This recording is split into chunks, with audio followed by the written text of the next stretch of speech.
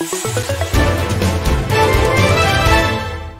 président de l'affaire, Yvan Slatkin, est à vos côtés aujourd'hui, Béatrice Rulle. Bonjour Yvan Slatkin. Oui, bonjour. Merci d'être sur Radio Lac ce matin. Première question toute simple, comment vont les entreprises romandes en cette rentrée ?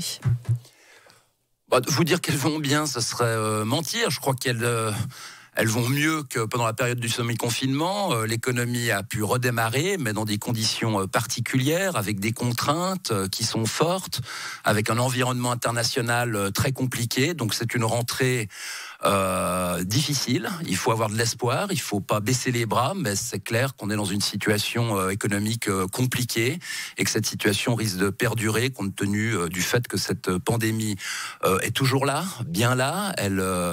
Elle va peut-être revenir plus fort durant l'automne, ça on verra. Ce qu'il faut, c'est éviter un nouveau confinement. Rien que les chiffres, le PIB de la Suisse a reculé de 8,2% au deuxième trimestre. On est en pleine récession et les PME ont eu un repli très marqué de leur activité en août. Est-ce que ce sont elles qui sont finalement les plus fragilisées par cette situation ? Non, je pense que toutes les sociétés sont très fragilisées par cette situation. Peut-être ce qui marche le mieux, entre guillemets, c'est tout le commerce de proximité. On l'a vu avec le confinement, on l'a vu après le confinement. Il y a eu une forte solidarité. Les gens ont été chercher près de chez eux. Ça, c'est en train un peu de s'estomper à Genève. On voit que le tourisme d'achat a repris ses droits. C'est un peu naturel, mais j'ai envie de dire non, c'est tous les secteurs d'activité qui sont touchés. Mais bien sûr, on pense à l'hôtellerie, on pense à la restauration, on pense à l'aviation, je pense à l'aéroport et à l'événementiel, qui eux sont énormément impactés par cette pandémie et toutes les restrictions que nous vivons. Les entreprises ont pu avoir recours au chômage partiel, d'ailleurs une disposition qui était reconduite. Est-ce que véritablement une économie sous perfusion, c'est vivable très longtemps ? Certainement pas. Le chômage partiel a pour but de passer un cap difficile, mais qui est temporaire. Et si cette crise perdure, le chômage partiel n'est pas une solution. Aujourd'hui, d'ailleurs, c'est peut-être la crainte qu'on peut avoir, c'est qu'avec la levée des dispositifs qui avaient été mis en place, on assiste à des licenciements parce que les entreprises, avec un système RHT, peuvent tenir le coup sans licencier.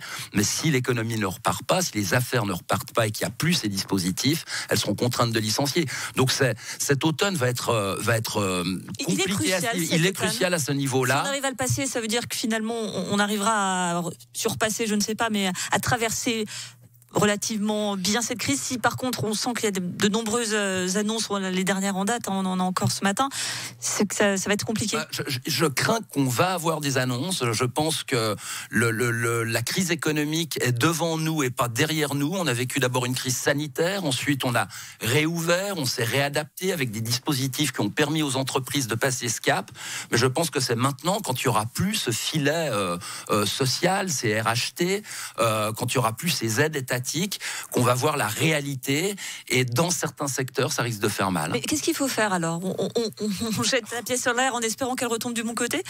Non, qu'est-ce qu'il faut faire ? Il faut être résilient, il faut voir, parce que dans chaque crise, on peut trouver des opportunités, mais on a vécu des années de croissance. Je crois qu'il faut s'attendre à des mois qui vont venir difficiles, et puis il faut espérer qu'on trouve un vaccin, un traitement contre cette pandémie, pour pouvoir ensuite la maîtriser et permettre aux gens de revivre comme avant le 16 mars. Donc on voit que finalement cette crise économique, elle est plus que jamais impliquée et imbriquée dans la crise sanitaire. Tant que le traitement ne sera pas trouvé, finalement l'économie elle aussi sera en danger. C'est ce que vous êtes en train de dire. Je pense que c'est global. C'est aussi une crise de société. On l'a vu pendant le semi-confinement avec ces queues de personnes qui allaient chercher à manger. Donc je crois que c'est un tout. Ce qu'il faut aujourd'hui impérativement éviter, c'est d'avoir un nouveau confinement ou semi-confinement. Parce que dans ce cas-là, de nombreuses sociétés qui ont pu passer ce premier cap ne passeront pas un deuxième confinement. Et ça va être l'enjeu. Il faut que la population ait une attitude responsable pour que ce virus ne se propage pas, pour que l'économie puisse continuer à tourner, peut-être au ralenti, avec certaines difficultés. Mais ce qu'il faut, c'est certainement pas l'arrêter, parce qu'il n'y aura pas de deuxième aide, deuxième train d'aide. L'État arrive un peu au bout de ses moyens. Alors je ne pense pas à l'État fédéral qui a des finances saines, mais je pense qu'à Genève, les ressources aujourd'hui sont fortement limitées. Vous me tendez la perche, hein. Il y a le budget qui est en discussion. Alors le Conseil d'État envisagerait de faire baisser le salaire des fonctionnaires. Est-ce que finalement, on l'a dit, les entreprises ont eu un coût très important, les salariés des entreprises pour nombre d'entre eux en RHT, ce qu'il est temps que les fonctionnaires, bien par la force des choses, doivent aussi accepter que la situation fait qu'ils vont devoir mettre la main à la poche? Non, écoutez, je pense qu'on est tous dans le même bateau. Maintenant, je suis pas dans les discussions du budget de l'État. Est-ce que la baisse de salaire est une solution ? Je ne sais pas. C'est jamais très agréable de venir vers des gens pour leur dire on va vous baisser votre salaire. Je pense qu'il y a d'autres mesures structurelles. C'est ce qu'on a fait dans le privé. Non, dans le privé, c'était le choix entre être au chômage ou avoir une couverture du chômage partiel qui vous couvrait 80% de votre salaire pour une période temporaire de quelques semaines ou quelques mois. Donc je pense qu'au niveau de l'État, il y a une réflexion sur l'évolution de la fonction publique. Est-ce que c'est pas au niveau des postes, des tâches de l'État que des questions doivent être posées ? Parce que de nombreux fonctionnaires, et pas que des fonctionnaires, je pense au grand État, si on pense aux infirmières, aux médecins, mais dans plein d'autres secteurs, est-ce qu'ils méritent aujourd'hui qu'on vienne leur dire on va vous réduire votre salaire ? Le message est difficile à faire passer. Donc, écoutez, toutes les pistes sont possibles. Il est clair que si l'État de Genève vient avec un budget déficitaire on entend parler de plus d'1 milliard. Si c'est le cas, c'est inacceptable. Vous ne pouvez pas venir avec un budget à moins 1 milliard. Il faut trouver des pistes, mais il faut avoir le courage politique de les prendre.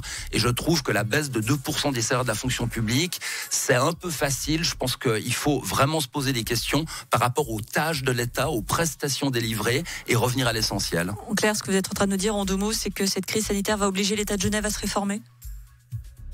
Cette crise sanitaire va obliger l'État à repenser certains processus, ou alors, si on est dans cette facilité, ce sera des augmentations d'impôts, mais évidemment contre lesquelles nous lutterons, parce que c'est certainement pas le moment d'augmenter les impôts.